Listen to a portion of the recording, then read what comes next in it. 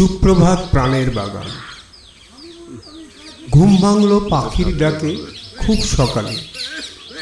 তিমির অবগুণ্ঠন খুলি, প্রভাত চুমিতে প্রাণের বাগান ধুলি।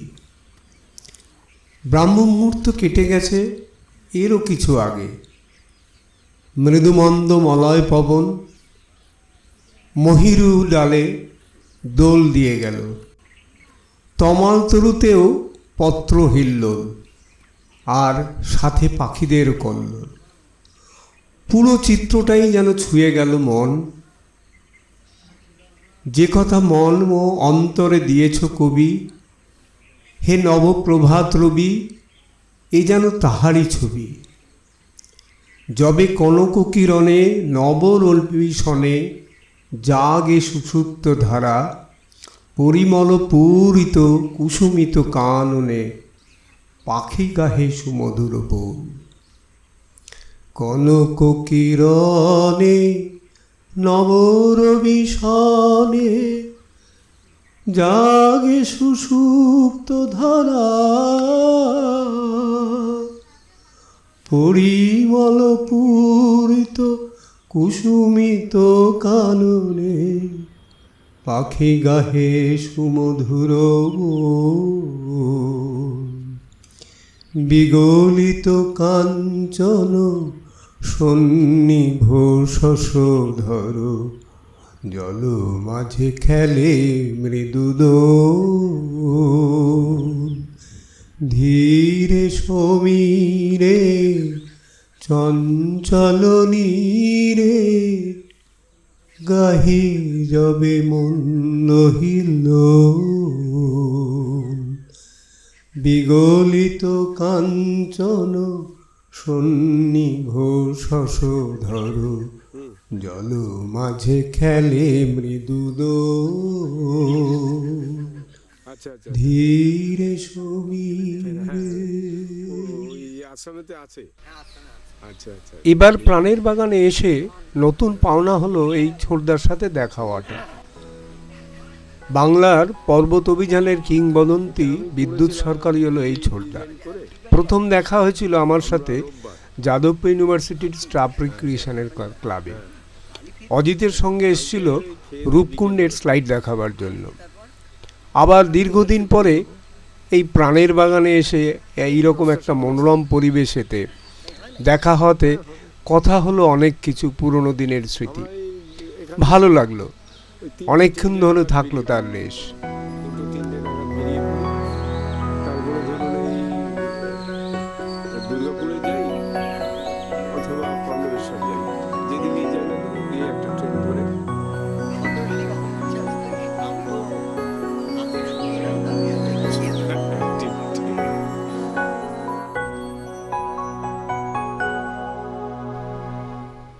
প্রাণের বাগান এই অজয়ের ঠিক পূর্ব পারে অবস্থিত। সকালবেলায় তীর তীর করে বয়ে চলা এই অজয়ের মনোরম পরিবেশ, কোথাও পাতা ডোবা, কোথাও হাঁটু ডোবা, অনেক ভাগে বিভক্ত হয়ে বয়ে চলেছে তীর তীর করে অজয়। কিন্তু এবার যেটা নতুন লক্ষ্য করলাম সেটা হচ্ছে গিয়ে এক দানব অজয়ের বুক থেকে ক্রমশ বালি তুলে চলেছে। আমরা জানি পুকুর চুরি হয়, কিন্তু এখানে দেখছি নদীও চুরি হচ্ছে। বিরামহীনভাবে এই অজয়ের বুক থেকে বালি তুলে চলেছে। কথিত এতে নাকি উপকারও হবে, নদীর নাব্যতা বাড়বে। কিন্তু সন্দেহ জাগে, সত্যিই কি তাই?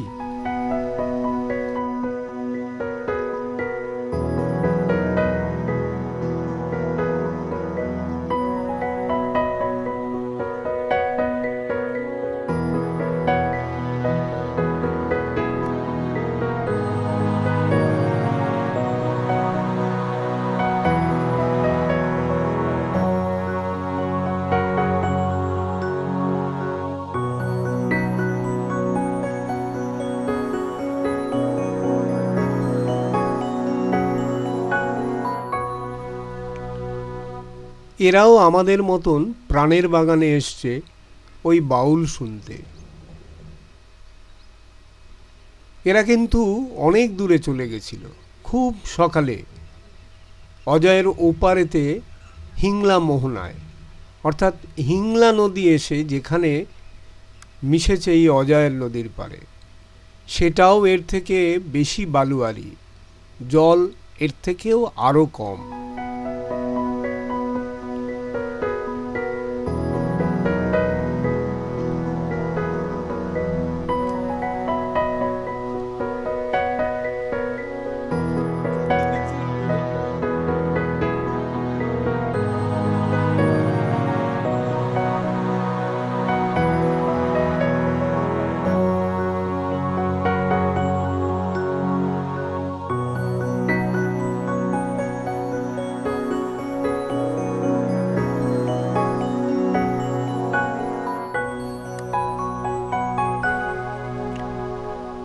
অজয়ের বুকে ওদের চলন দেখে একটা পুরনো কথা বেশ মনে পড়ে গেল। আমাদের ছোট নদী চলে আঁকে বাঁকে, বৈশাখ মাসে তার হাঁটু জল থাকে। কোথাও হাঁটু জলেরও কম দিয়ে এরা হেঁটে চলে এলো, কিন্তু এই কম জলেতেও দেখছি জেলেরা মাছ ধরছে। জানি না কি মাছ পাচ্ছে, হয়তো মোরলা অথবা ছোট ছোট পুঁটি। এবার আমরাও ফিরব। তীর তীরে এই বয়ে চলা পাডোবা অজয়ের তীর দেখলে, অর্থাৎ পাড় এবং তার ভাঙর দেখলে গা শিরশির করে। চৈত্রের রূপের থেকে বর্ষায় এর যে কি ভয়াল রূপ হবে তা আন্দাজ করা যায়। এবং এই পাড় দেখলে মনে হয় যে বর্ষাকালে হয়তো এ গ্রামেগঞ্জে ঢুকে যায়। তাই কবির কথায় বলতে হয়, বাড়ি আমার ভাঙন ধরা অজয় নদীর বাঁকে, জল যেখানে সোহাগ ভরে স্থলকে ঘিরে রাখে। আমরা সেই স্থলের সন্ধানে প্রভাতী প্রাণের বাগানের অনুষ্ঠানের দিকে উঠে চললাম।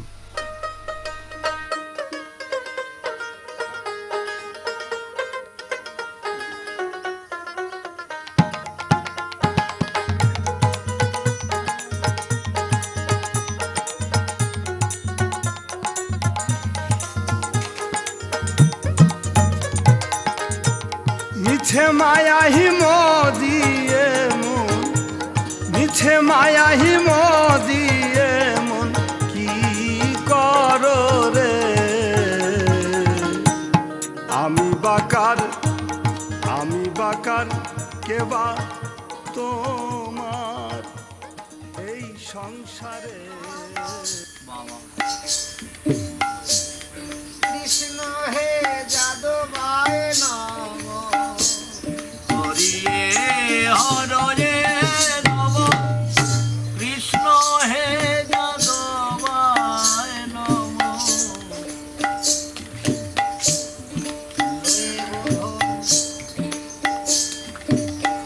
চলো বিপিনে চলো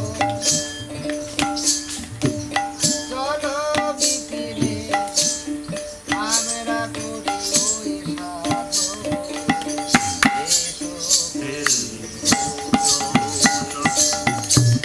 বিপিনে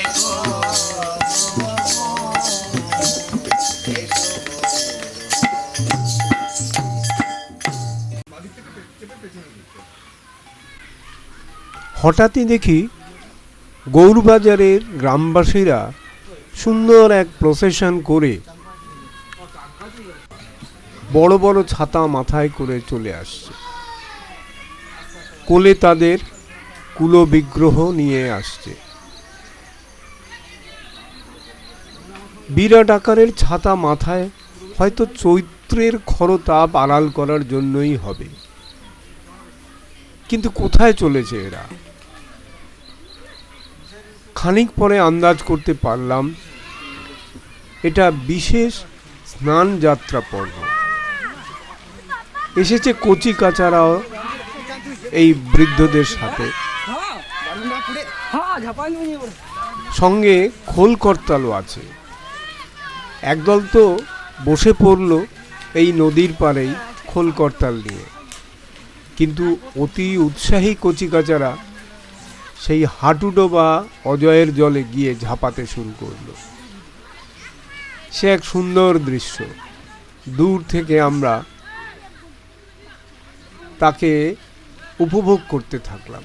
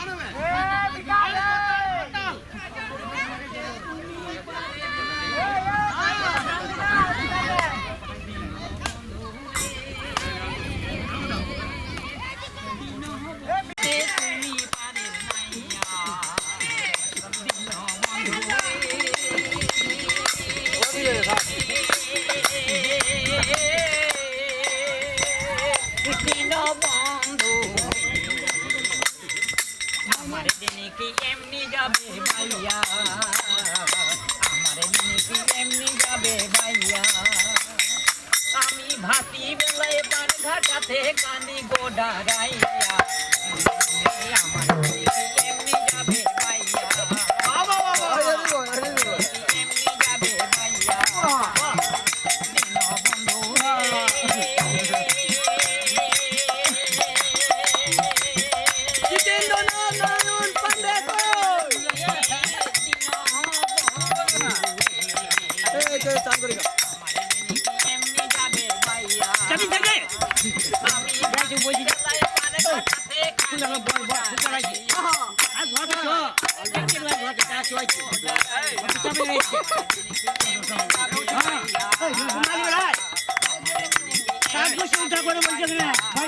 দিন বন্ধু